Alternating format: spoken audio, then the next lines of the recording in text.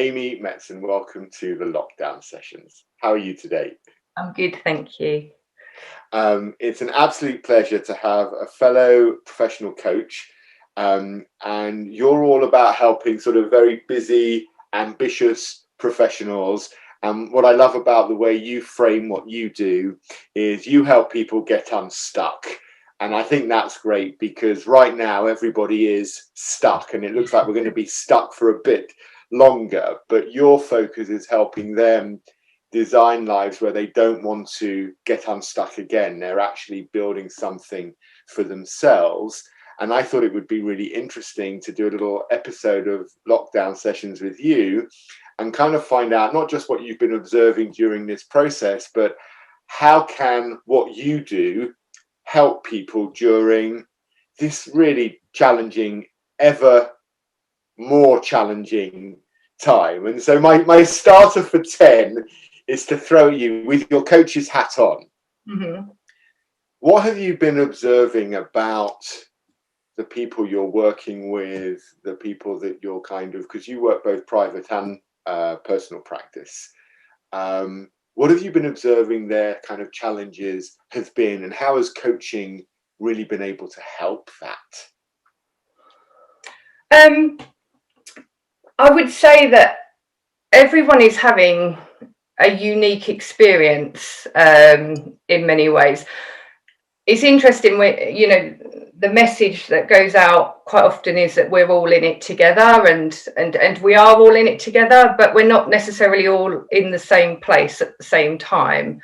So I think from my perspective, working with clients,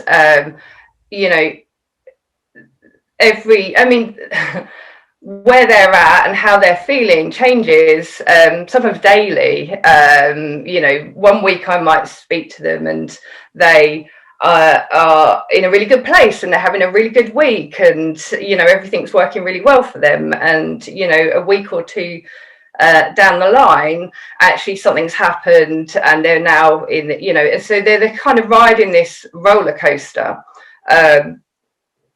and really kind of juggling professional and personal lives as well, and how it's all kind of meshing, so it's kind of been, I guess each session is unique, each person is unique, so it's been about kind of checking in with them, kind of, where are you today, what do you need today? That's really interesting, because I remember asking one of my coaches on a call early on during lockdown, how are you? And she was like, well, that's a question. And it's like, really, just how are you? She goes, yeah, actually, for the first time ever, how are you takes on a whole new meaning. Yeah. And you're right, because the line between personal and professional, of course it's become blurred, because so many of us are working from home, and yet you would have, you had experience working in local authority in the public sector. And there, what I've noticed is, you've got some departments that are still very much frontline in the office. You've got team members, their own colleagues who've been furloughed, and they've been worried about what that means for them. Mm-hmm. You've got others who are just working from home, and you've got these guys who are going out on the front line. And there's this kind of mixture. I'm wondering, have you observed tension within teams? Are teams changing how they operate? Because when we were all in it together, maybe we'll come back to that point as well, but we're all going into work, there's a much easier way of managing and leading that process. As a manager and leader today, managing a disparate team of people, some in, some not, some further, what do you notice the impact is on both the people in the teams and then the managers who've got to deal with that? That's a lot of work. Yeah, it's interesting. I actually work with quite a big team. I think the team, it's about 90 people at a county council at the minute, and I've been working with them pretty much consistently for about 2 years, I guess. And what's been really interesting is that team it has like a people side to it that's very kind of front facing, and then it's got the more kind of corporate support side to it. So even within one team, they're having two very different experiences, and you've got some of the team who are working really hard, working really long hours, and you know, it's very go go go, do, because they're trying to, you know, look after people, the community, and that side of things. And then you've got the other side, the more corporate side, whose job is just as important, because they're doing the stuff behind the scenes, the support side of things, to, you know, keep things going. But where it's not quite as front facing, maybe they're not having to do quite the same amount of hours and things. And actually what you get is, the people who aren't there, sometimes they feel guilty because, you know, they can see their colleagues really, you know, working really hard, and they want to do more, and so you get that side of things. And then as managers, what I'm seeing, I guess, is, you know, that they're trying so hard to support their teams to adjust to this new remote working environment, whilst also going through it all themselves as well. And Right. yeah, so, you know, they're actually going through it, but they're trying desperately to kind of be creative, think of different ways to connect with people. And one of the heads of department was having a conversation recently, and they were saying, oh, you know, we've been phoning up people just to check in with them, and they're saying, why are you phoning me? What have I done wrong? But, you know, because all of a sudden you're getting this phone call from the head of the department, and you know, it wouldn't normally happen like that. And so it kind of, you know, I guess it's, everyone's trying to figure out how to do this, because we didn't work like this previously, but we're trying to do it in a time where, I saw a really good thing the other day about Maslow's hierarchy of needs, and if we think about it from there, you know, everybody's in this state where there's so much uncertainty. People are losing their jobs. You know, that's affecting people's incomes. Then you've got obviously COVID and the fear around getting sick, losing people you love. They're all your basic needs. And then on top of that, we're now expecting people to change and be creative and adapt, where, you know, some people, you know, it's just a lot, you know, it's just a lot. They're having this human experience whilst trying to be professional and forward thinking and strategic and all of this stuff. And it's hard, and relentless as well. It's definitely relentless. And it goes to your point earlier, you know, when you said everyone's experiencing this differently. I had it framed for me, I thought, beautifully, when someone said, you know, we're all in the same storm, but we're all in different boats. And some of us are in rowing boats that are leaking, Yeah. and some of us are in 300-foot, you know, yachts. Yeah. And to your point around, you know, the old hierarchy of needs that I think most people don't pass through school without learning about,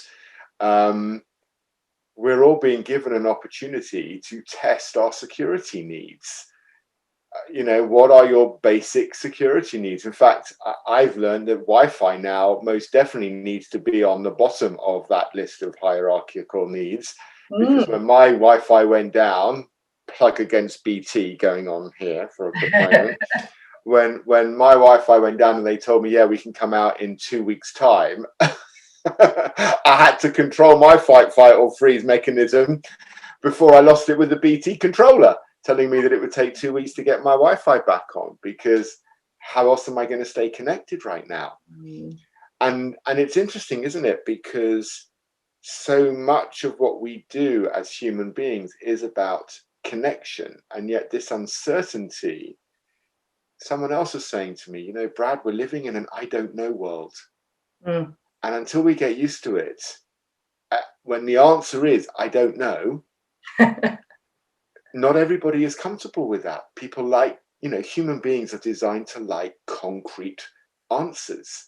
That's how we feel secure.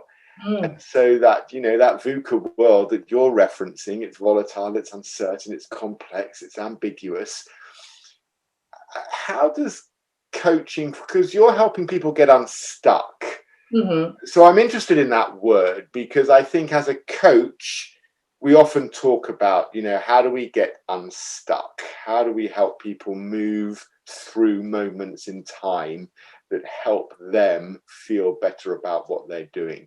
So talk to me a little bit about that. How do you help people get unstuck? Because right now, a lot of us are stuck. Yeah. And not just with our careers, by the way, we're just stuck.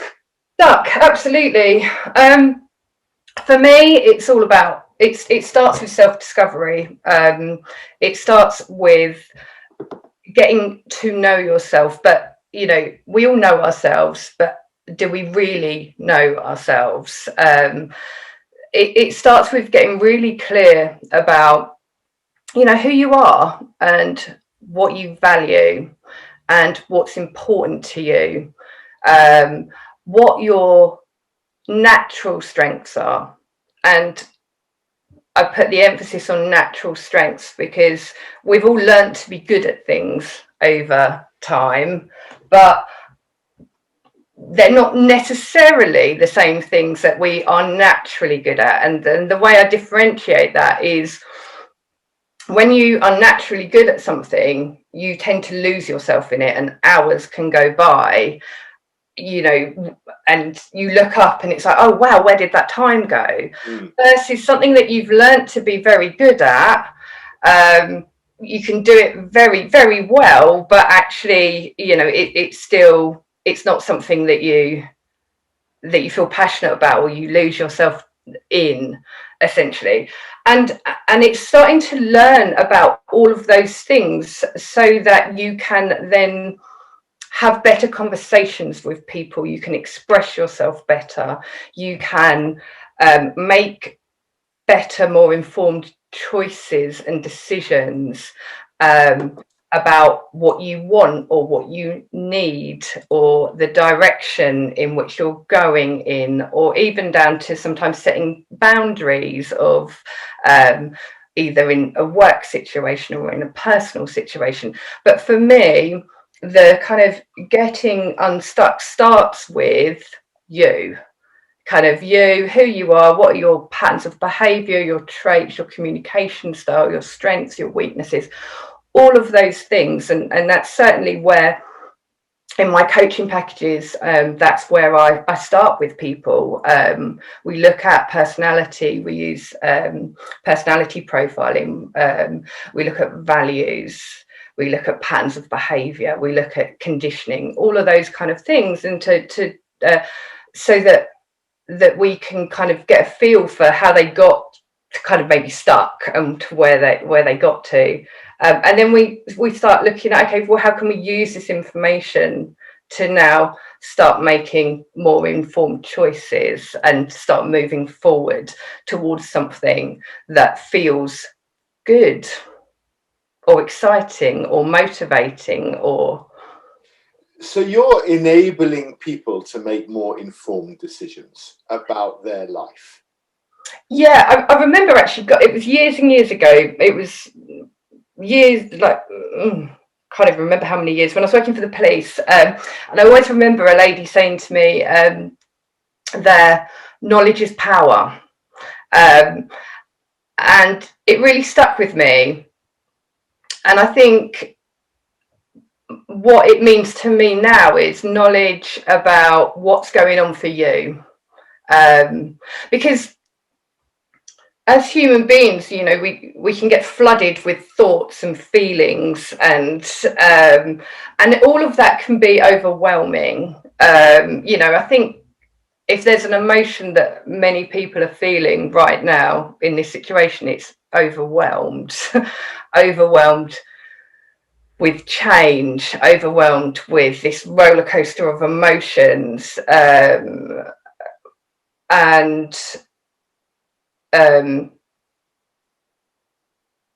yeah, I've lost my train of thought there. But I'll pick it up and run with it a bit then, yeah. because I think this feeling of overwhelmed, you know, and that knowledge is power that you were, you know, you heard when you were in the police. I always thought with the police it was your little notebook that was the real power, because as long as you took everything down in that, it always meant that you knew exactly what had happened in what moment. I suppose in my observations of working with people over the last few months, what I've definitely seen happen is a willingness for people to embrace change differently to how, say, it's happened before. Now, you know, you have a background in public sector work, and if there's one group of people that are change weary, yes, over the last 30 years, it's the public sector, because you've experienced it over and over and over again. In fact, I imagine there were moments when there was no need to actually change, because the next change would probably come round before you'd even got the other one under your belt. So it was like, yeah, just go with it. Yeah. The change now is different because there's no timeline to it. All we hear is this is what could be coming. Yeah. So today we're waiting, as we sit here, you and I talking, we're waiting for the next announcement that's going to divide this country into 3 sections of prioritized rubbishness, basically, when it comes to the desire and need for lockdown. So people are not only going to lose their jobs, they're going to lose their businesses. We're going to have a complete lockdown on seeing people again. You've got a virus that is growing and grasping the student population. And I've got 2 at university, both in towns where it's rife. How can coaching, or therapeutic practices maybe as well, but how can coaching help people with this feeling of being overwhelmed? Because that doesn't stop. It's going to be constant. And I'm just going to get past this one. And then something else is going to happen in another 3 weeks. Yeah. And I know I'm having conversations with family members who are already saying, what's going to happen at Christmas? They're already saying it. They're already worried because someone highlighted we're like 13 weeks away from Christmas. Yeah. Wow. Okay. We're nearly there. I remember when it was spring and I was still able to go out to the pub for a drink after a nice dog walk. So how can coaching, because you talk about self-discovery, and although I acknowledge what you're saying, my experience tells me that people love looking at themselves. They don't always like diving into what it means. No. How do you get them to move beyond being interested in a psychometric report, which is 90% accurate and they love it, to actually doing something with it that can help them with this overwhelmed feeling or this getting stuck feeling? Because I suppose I'm asking you, how do you make it tangible for them to be able to get unstuck? Because I get the self-awareness piece, of course, as a coach. I love hearing it. But I don't think people always want to look deeper than the surface bits. How do you get them to do that? How do I get them to do that? I mean, well, usually people come to coaching when I meet them, they come with a desire for something, either to achieve some kind of goal, and whether that goal is something, you know, like I want to get promoted, or whether that goal is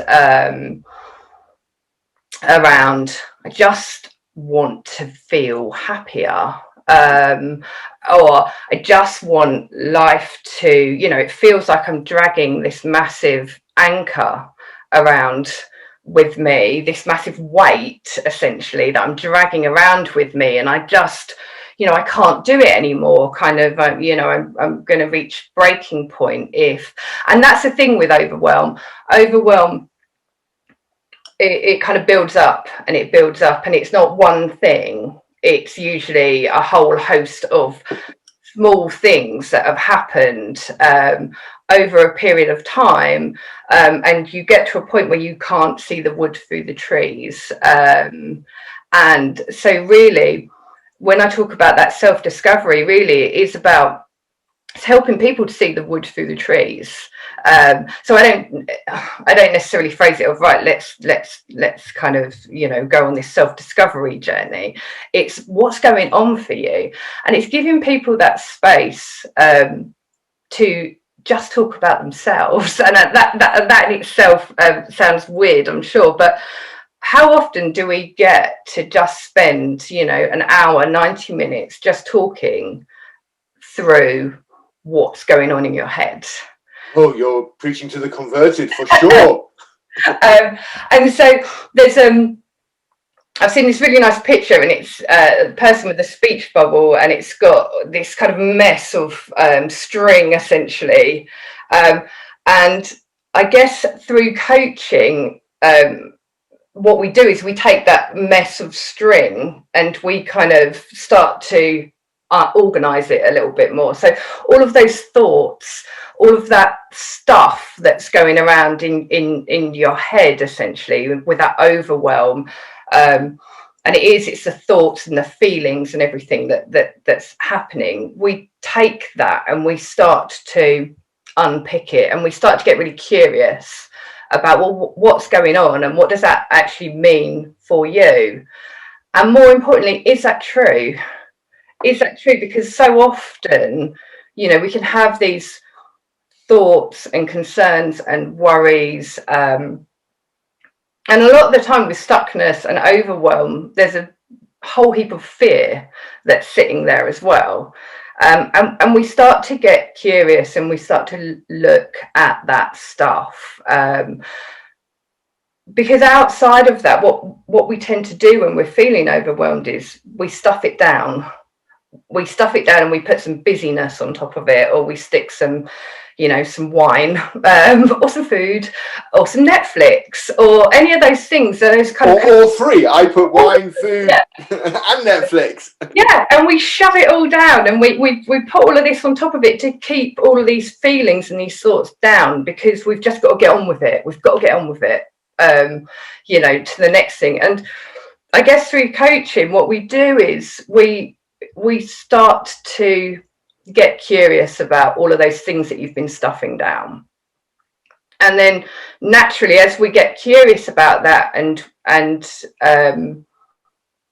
explore it a little bit more, then that increases our understanding about what's going on for us. And then we can look at, okay, well, is that working? Is that working for you as it is? And if the answer is no, then we can actually look at, well, what would work better? And then we can start to kind of build a plan. And in doing that, essentially what we're doing is, one, you're voicing this stuff. And when you voice it naturally, even if nothing changes, that feels better. If, you know, to actually just say it out loud. And it makes it more real, doesn't it, when you say it out loud? Yeah. Yeah, to get it out and to just say it out loud, and to say it out loud in an environment where you don't have to fear upsetting somebody, or, you know, the impact of what you say on somebody else. So to just have that space, and what I use quite often is to have that time to think, because if you think about it, we are this constant kind of relentless pressure that many people are feeling around COVID, or that COVID has created around business and everything else like that.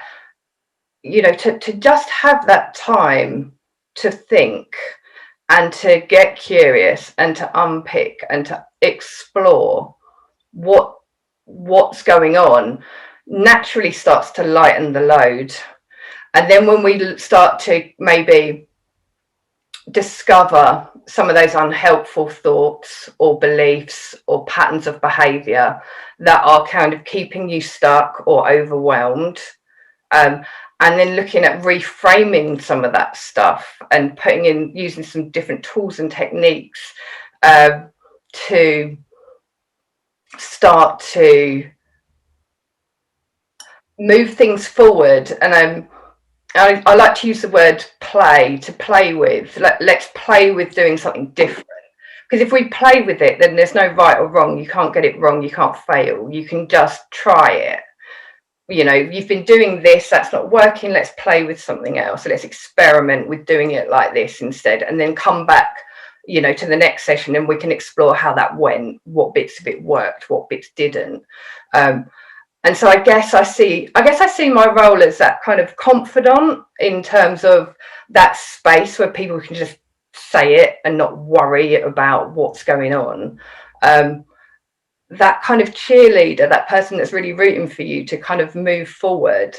That challenger, the person who maybe sees the stuff that you can't see, because it's really difficult to see your own stuff. That's why coaches have coaches.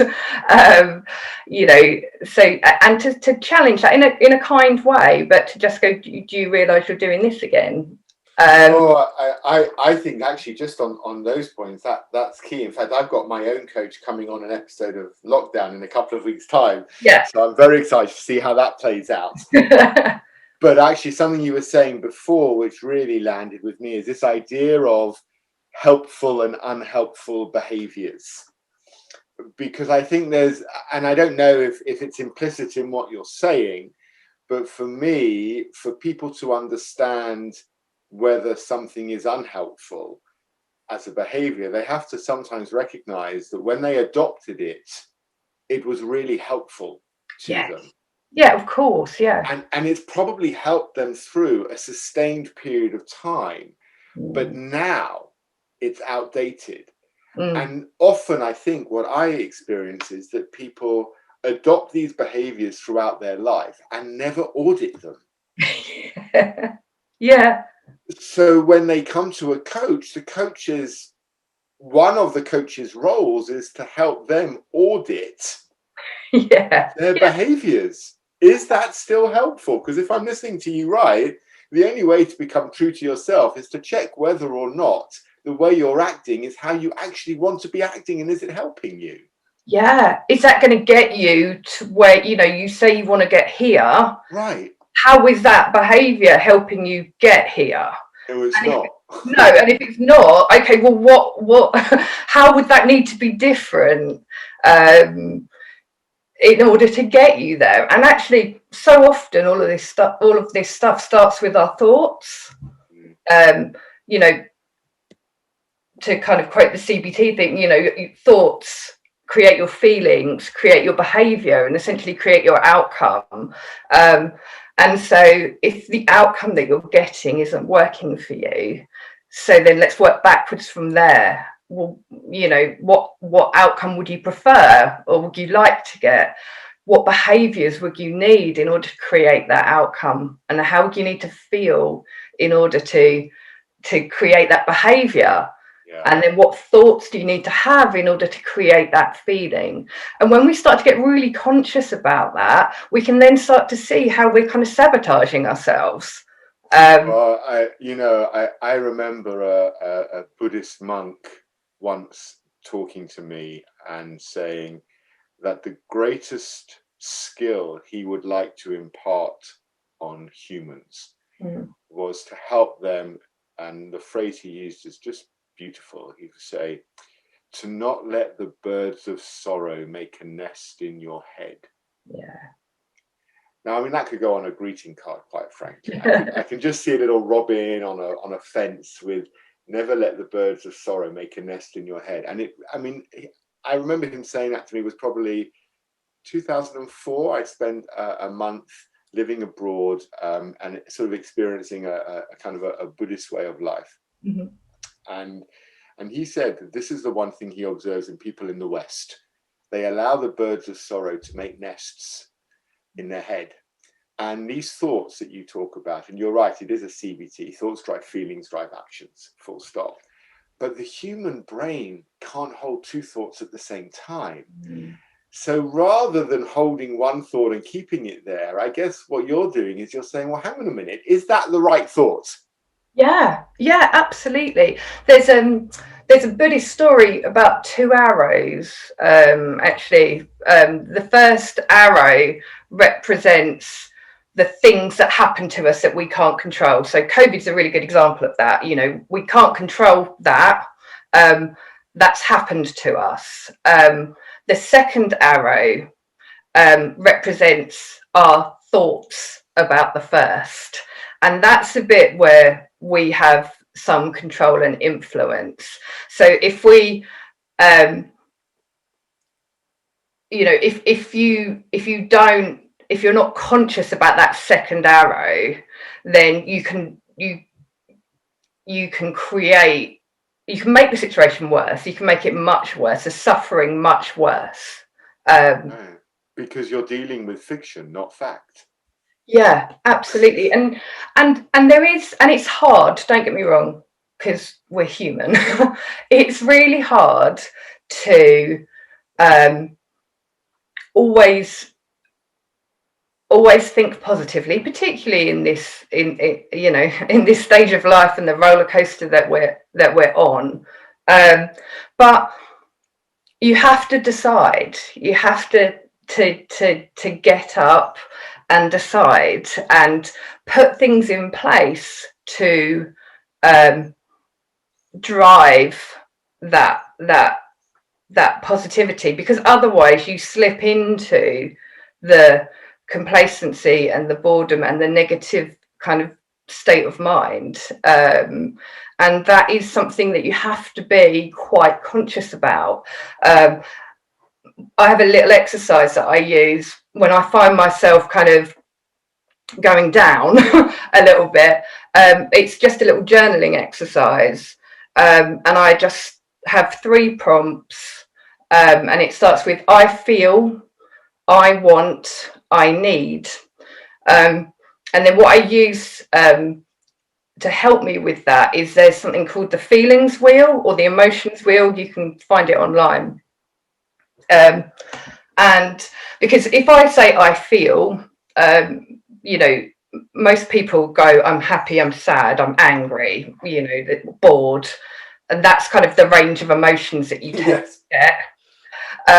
But actually, there's a whole massive range of emotions. Another 46 of them you can choose from. Yeah, exactly. And if you can actually start drilling down into those feelings, using something like the feelings wheel, then it starts to help you identify what's really going on. So when you say you're angry, what does angry look like? Is it more that you're resentful? Is it frustration? Is it irritable? You know, and then you can ask again, well, what am I resentful? What do I feel resentful about? And you start to drill down into all of that. And then when you can really understand those feelings better, then you can better meet your needs, and answer those other questions about what you want and what you need, in order to feel better and kind of move yourself into a more positive state of mind.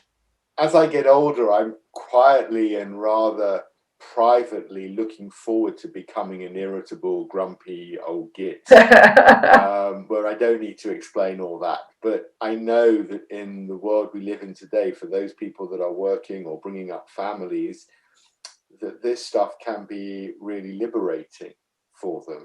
It's like a cathartic experience. It can really open up the world. You've mentioned a couple of times about, you know, being human.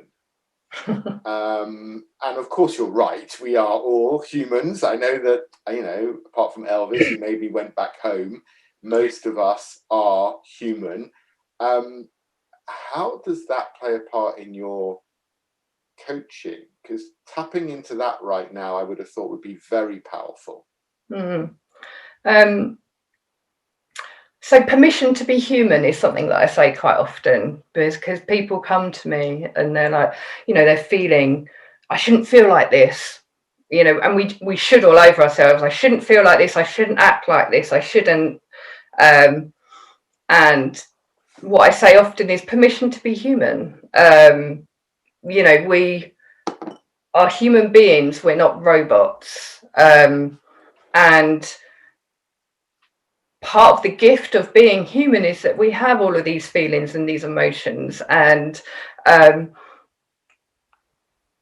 I'm not really very big on stuffing that down. I've been there, done that, and it didn't work out well for me. So so that equally doesn't mean that you go around kind of, you know, spilling it everywhere, but to just allow yourself to be human. I think there's a really, in today's society, today's culture, social media, everyone puts their best lives out there, and their highlight reels is what you see, and people are comparing their real life to somebody else's highlight reel a lot of the time, and it's, you know, it's not real. You know, very often people don't post publicly their struggles, and interestingly, when they do, that's where you get that connection. I did a little course not so long ago about failure, and it was really lovely. We did this exercise where we got popped into a Zoom room with a complete stranger, and we had to tell them the story of our life to date, initially with a kind of positive spin on it, which we did. We had a few minutes to do that. And then we had to go back and we had to tell them the same story, but highlighting our struggles. And then they brought us back into the room and they said, when did you feel more connected to that other person? And everybody in the room said, when I heard about that person's struggles. And it isn't because we're secretly going, oh, good, I'm, you know, that we're kind of sadistic, and it's actually because we realise that we're not alone. We're not alone in our struggles, that other people are struggling too. And that is what builds connection. And I've noticed myself with, when I post, you know, on social media for my business, if I do, you know, a factual kind of hints and tips post, I get some kind of interaction. But actually, if I share some of my struggles, you know, that's where I get the most engagement, because that's what really resonates with people. That's what builds connection. That's what builds relationships. And I think that's what people are struggling with right now, is because a lot of that stuff happened in those little conversations that you had in the corridor, or the quick coffee that you had, and where we're now in this world where we're all working remotely, whilst we have a lot of meetings, a lot of that more personal kind of interaction isn't happening, and that's where we're losing that connection, and people are really struggling. I know you're right with that. I've seen it with my own clients on workshops and sessions. That connection people have when they hear other people's stories and struggles, they know that they're not alone in what they're struggling. In fact, often the struggles are the same. They come in different shapes and sizes, but they're actually similar struggles.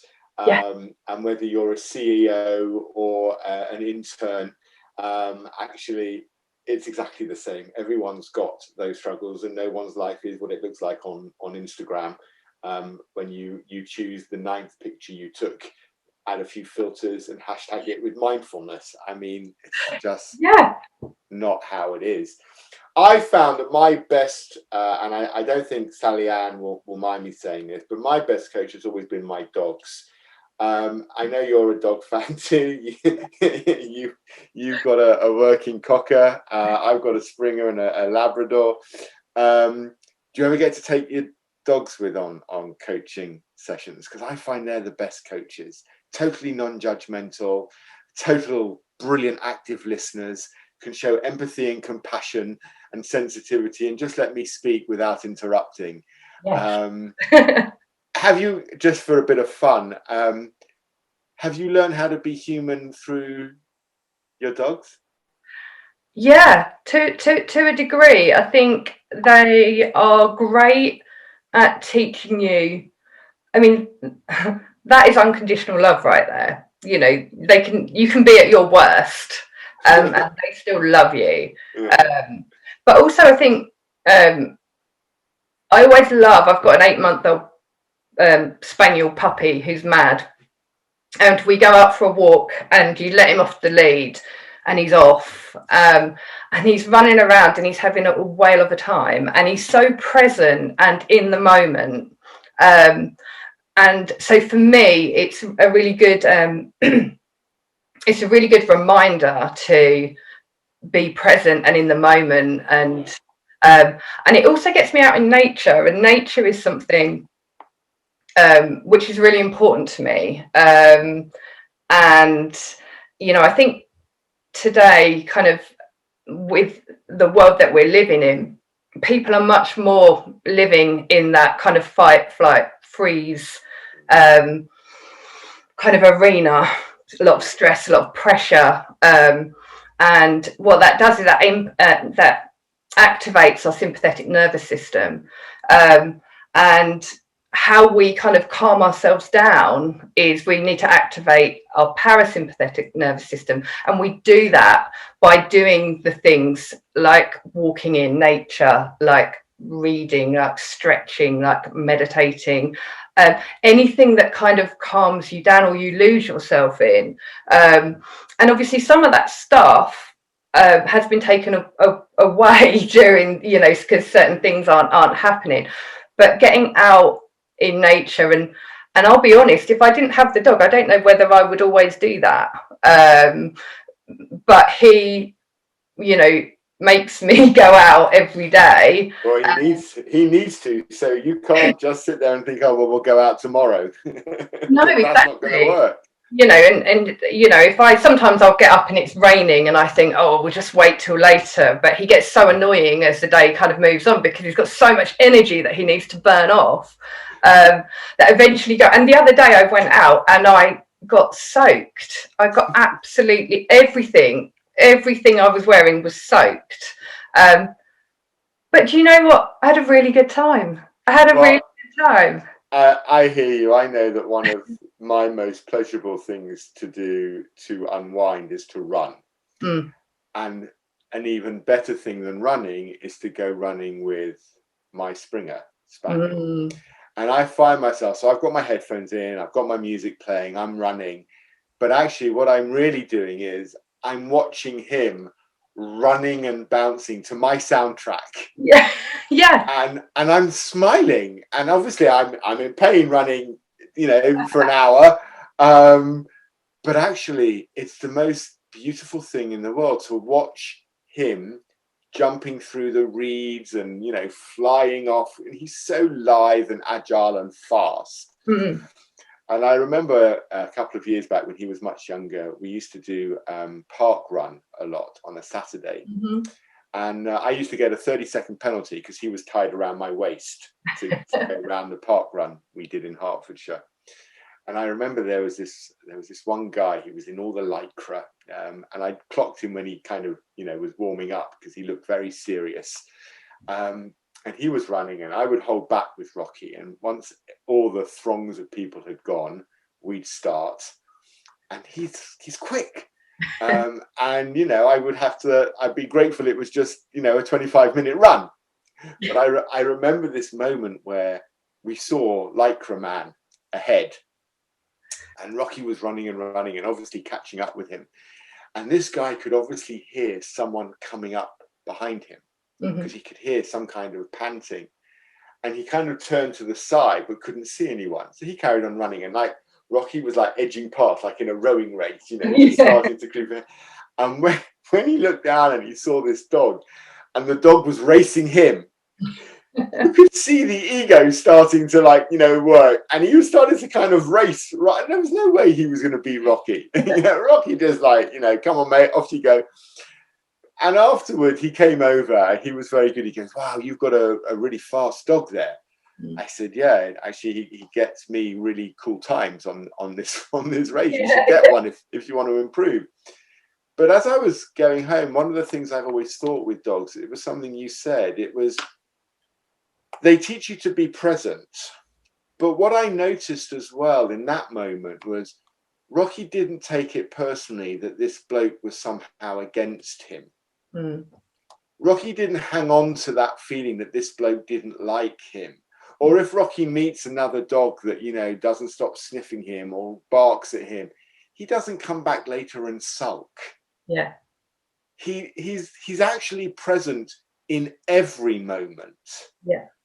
And I think right now, as human beings, to touch your point, and maybe it brings us full circle right from the beginning of our talk, maybe what we can learn from dogs is how to be totally present all the time, which means that to be human, to self-discover, to genuinely check in on where I'm stuck. Because when you're stuck, you're not present. Mm. You can't be, because you're focusing either on what you think you want or what could have been, or as you said, we should all over ourselves. Yeah. As a final kind of tipster for people who are watching and listening to this, is there something they can do on their own? So maybe they can't afford a coach, or they don't feel they've got the capacity for a coach. Is there something they could do on their own that maybe help them start this process of self-discovery? So if they're busy and ambitious and they're professionals and they're thinking they're stuck, what could they maybe do that would help them just move a little bit further forward? Yeah. I think I would bring it back to that journaling exercise that I mentioned earlier, around really getting in touch with your feelings and your wants and your needs, and using that feelings wheel.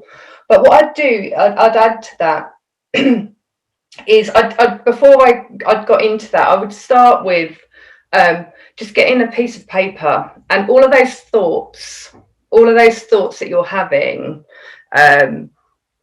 Because usually if you're stuck or you're overwhelmed, you're probably overthinking something, or there's stuff, like I said, there's this jumbled mess in your head. And actually, the best thing that you could do for yourself is give yourself the gift of time, to take yourself off somewhere, shut yourself in a room, whatever it is. Give yourself an hour if you can, half an hour. Take a notebook and just start getting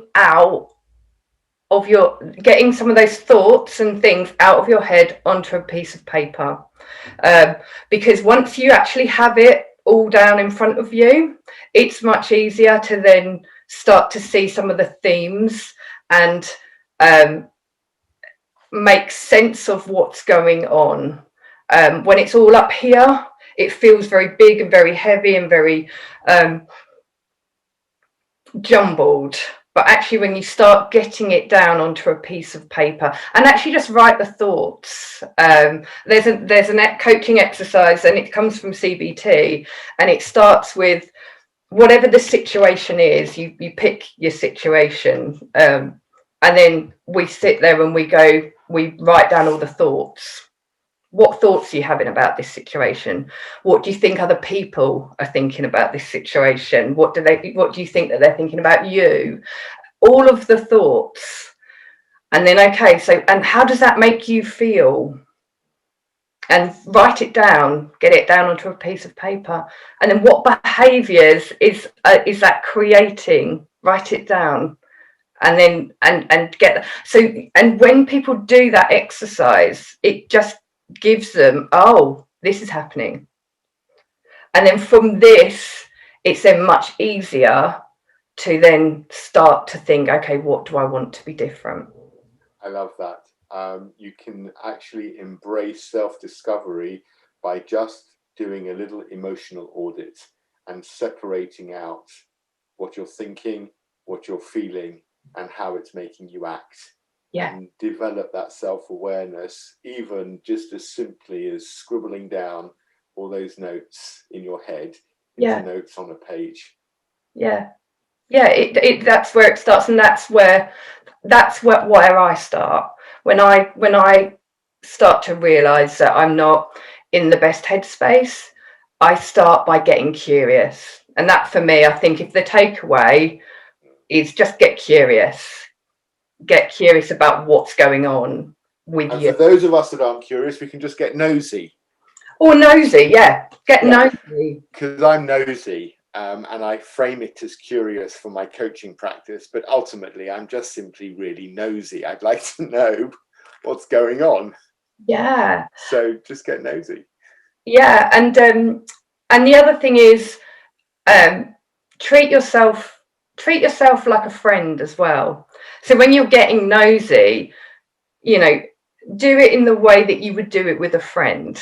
As in, don't judge yourself. Yeah, because it does, because we do, negative Nancy, as I call her, your inner critic. We do like to beat ourselves up, and so be kind, and get curious. I like that.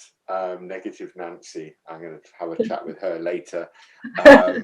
I use my 8-year-old self to remind myself how to be nice to me. I talk to myself as I would when I was 8 years old, when the world was open, free, and I just had nothing but unbridled dreams, and didn't understand responsibility. So whenever I find myself stuck, the 8-year-old boy comes out with long hair and a big grin, and was very naughty. And I talked to him.